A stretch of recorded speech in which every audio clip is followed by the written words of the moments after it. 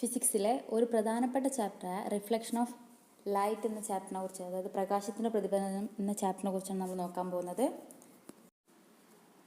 ഇതിൽ പ്രധാനമായിട്ട് പറയുന്നത് 3 മിറേഴ്സിനെ കുറിച്ചാണ്. അതായത് പ്ലെയിൻ മിറർ, പിന്നെ സ്ഫെറിക്കൽ മിറേഴ്സ്. സ്ഫെറിക്കൽ മിറേഴ്സ് എന്ന് പറയുന്നത് കോൺകേവ്, കോൺവെക്സ് മിറേഴ്സിനെ കുറിച്ചാണ് പറയുന്നത്. കോൺകേവ് മിറർ ആയാലും കോൺവെക്സ് മിറർ ആയാലും അത് രണ്ടും കേവ് ഷേപ്പിലാണ് ഉണ്ടാവുക.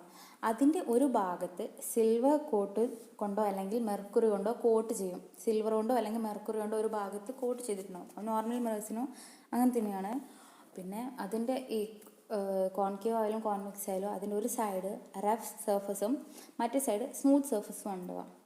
സ്മൂത്ത് സർഫസ് ആവുന്ന സമയത്ത് അവിടെയാണ് റിഫ്ലക്ഷൻ ഓഫ് ലൈറ്റ്, അതായത് നമുക്ക് ഇമേജ് കാണാൻ കഴിയുന്നത്. സ്മൂത്ത് സർഫസ് ആവുന്ന സമയത്താണ് അവിടെയാണ് നമുക്ക് ഇമേജ് കാണാൻ പറ്റുന്നത്.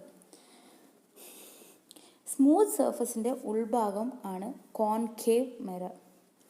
അതായത് കർവിൻ്റെ ഔട്ട് സൈഡ് ആണെങ്കിൽ അത് കോൺവെക്സ് ആണ്. അതായത് സ്മൂത്ത് സർഫസ് കർവിൻ്റെ ഉൾഭാഗത്താണെങ്കിൽ അത് കോൺകേവ് മിററും, കർവിൻ്റെ ഔട്ടർ സൈഡ് അതായത് പുറമെ ഭാഗത്താണെങ്കിൽ അത് കോൺവെക്സ് മിററും ആണ്. കണ്ണാടിയിലേക്ക് വരുന്ന റേസിന്, അതായത് ഈ മിറേഴ്സിലേക്ക് വരുന്ന റേസിന് നമ്മൾ ഇൻസിഡൻറ്റ് റേസ് എന്നും, അതിന്ന് തട്ടിത്തിരിച്ച്, അതായത് മിററിൽ നിന്ന് തട്ടിത്തിരിച്ച് പോകുന്ന ലൈറ്റ് റേയെ നമ്മൾ റിഫ്ലക്ഷൻ എന്നുമാണ് പറയുന്നത്. റിഫ്ലക്ഷൻ ഓഫ് റേയും ഇൻസിഡൻറ്റ് റേസും, അതായത് കണ്ണാടിയിലേക്ക് വരുന്നത് ഇൻസിഡൻറ്റ് റേയും കണ്ണാടിയിൽ നിന്ന് തട്ടിത്തിരിച്ച് പോകുന്നത് റിഫ്ലക്ഷൻ ഓഫ് റേയുമാണ്. ഏത് മിറർ ആയാലും അതിൻ്റെ ഇമേജ് ഫോർമേഷൻ എങ്ങനെയാണെന്ന് നമുക്ക് നോക്കാം. റിയൽ ഇമേജും വെർച്വൽ ഇമേജുമാണ് നമുക്ക് കിട്ടുന്നത്. റിയൽ ഇമേജും വെർച്വൽ ഇമേജുമാണ് നമുക്ക് കിട്ടുന്നത്. റിയൽ ഇമേജ് എന്ന് പറയുന്നത് കോൺകേവിൽ മാത്രമായിരിക്കും റിയൽ ആയിട്ടുള്ള ഇമേജ് നമുക്ക് കിട്ടാൻ. വെർച്വൽ ഇമേജ് എന്ന് പറയുന്നത് കോൺവെക്സിലും പ്ലെയിൻ മിററിലും വെർച്വൽ ഇമേജാണ് നമുക്ക് ലഭിക്കുന്നത്. ഇനി ഇമേജ് നിങ്ങൾക്ക് ഇൻവേർട്ടഡായി തല തിരിഞ്ഞിട്ടാണ് കിട്ടുന്നതെങ്കിൽ അത് റിയൽ ഇമേജും, അപ്വേർഡായി നിവർന്ന് നിന്നിട്ടാണ് കിട്ടുന്നതെങ്കിൽ അത് വെർച്വൽ ഇമേജുമാണ്. അപ്പോൾ റിയൽ ഇമേജ് കോൺകേവിലും വെർച്വൽ ഇമേജ് പ്ലെയിൻ മിററിലും കോൺവെക്സ് മിററിലും നമുക്ക് ലഭിക്കുന്നു. അടുത്തത് നമുക്ക് നോക്കാം number of images in a plane mirror. അതിനൊരു ഇക്വേഷനാണ് number of images in a plane mirror = 360 divided by theta minus 1. 360 divided by theta minus 1. അതായത് പറയുന്നത് എത്ര ഡിഗ്രി മെഷർമെൻറ്റിലാണ് ഇമേജ് കിട്ടുന്നത്, അതിനനുസരിച്ച് 1 മൈനസ് ചെയ്തിട്ട് കിട്ടുന്ന ആൻസറാണ് നമുക്ക് എത്ര നമ്പേഴ്സ് ഓഫ് ഇമേജസ് പ്ലെയിൻ മിററിൽ കിട്ടുന്നുണ്ട്. Number of images in a plane mirror, അതായത് 360 ഡിവൈഡഡ് ബൈ തീറ്റ മൈനസ് 1.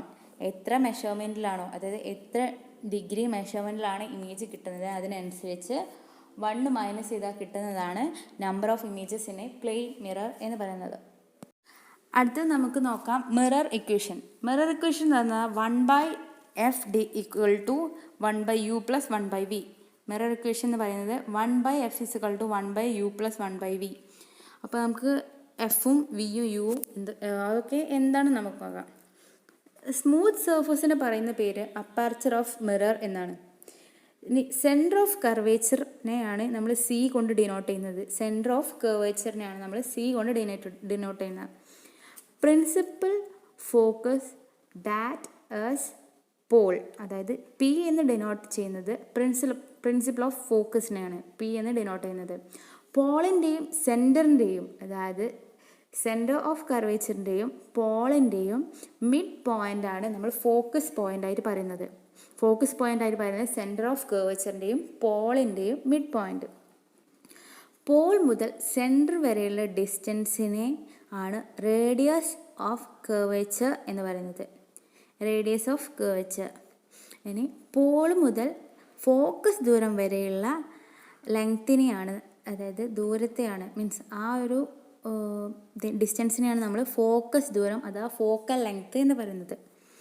പിന്നെ നമ്മൾ ഒബ്ജക്റ്റിനെ OB എന്ന് ഡിനോട്ട് ചെയ്യുന്നു. അതേപോലെ ഇമേജിനെ IM എന്നും ഡിനോട്ട് ചെയ്യുന്നു. പോളിൽ നിന്ന് ഒബ്ജക്റ്റിലേക്കുള്ള ദൂരത്തെ നമ്മൾ U എന്ന് ഡിനോട്ട് ചെയ്യുന്നു.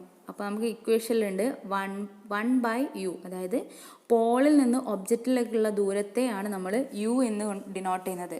അതേപോലെ തന്നെ പോളിൽ നിന്ന് ഇമേജിലേക്കുള്ള ദൂരത്തെയാണ് നമ്മൾ V കൊണ്ട് ഡിനോട്ട് ചെയ്യുന്നത്. അപ്പോൾ 1/v v എന്ന് പറയുന്നത് പോളിൽ നിന്ന് ഇമേജിലേക്കുള്ള ഡിസ്റ്റൻസിനെയാണ് v കൊണ്ട് ഡിനോട്ട് ചെയ്യുന്നത്. ഇവിടെ ന്യൂ കാർട്ടീഷ്യൻ സൈൻ തിയറം നോക്കണം. അതിന് ന്യൂ കാർട്ടീഷ്യൻ സൈൻ തിയറം പ്രകാരം പോളിൽ നിന്നാണ് നമ്മൾ എല്ലാ ഡിസ്റ്റൻസും അളക്കേണ്ടത്. പോളിൽ നിന്ന് വേണം എല്ലാ ഡിസ്റ്റൻസും അളക്കേണ്ടത്. അതായത് ലെഫ്റ്റ് സൈഡിലേക്ക് വരുന്നത് നെഗറ്റീവും റൈറ്റ് സൈഡിലേക്ക് വരുന്നത് പോസിറ്റീവും അപ്വേർഡായിട്ട് വരുന്നത് പോസിറ്റീവും ഡൗൺവേർഡായിട്ട് വരുന്നത് നെഗറ്റീവും ആയിട്ടാണ് ന്യൂ കാർട്ടീഷ്യൻ സൈൻ തിയറം വഴി പറയുന്നത്. ഇനി നമ്മൾ നോക്കാൻ പോകുന്നത് ഫോക്കൽ ലെങ്ത് കാണുന്നതിൻ്റെ ഇക്വേഷൻ എന്താണെന്നാണ്. F = uv divided by u + v. അതാണ് ഫോക്കൽ ലെങ്ത് കാണാനുള്ള equation. F = uv divided by u + v.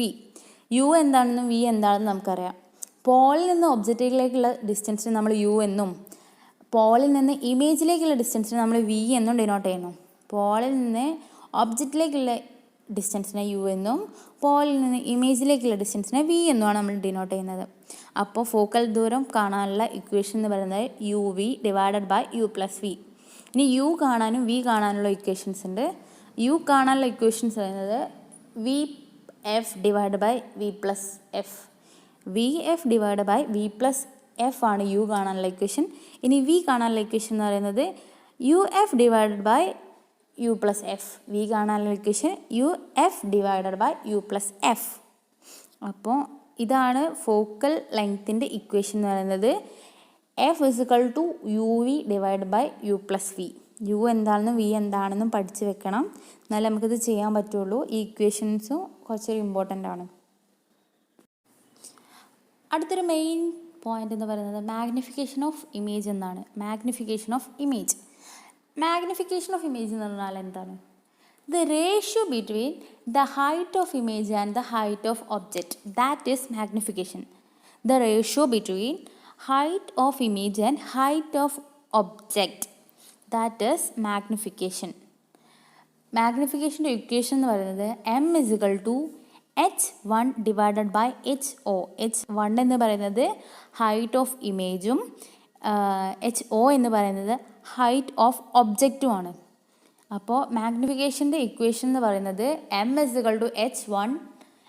hi divided by ho. m = the height of image divided by height of object. ഇനി അടുത്തൊരു ഇക്വേഷനും കൂടി ഉണ്ട് magnification of ഇമേജസിൻ്റെ. അത് m = -v divided by u. യും v എന്താണ്?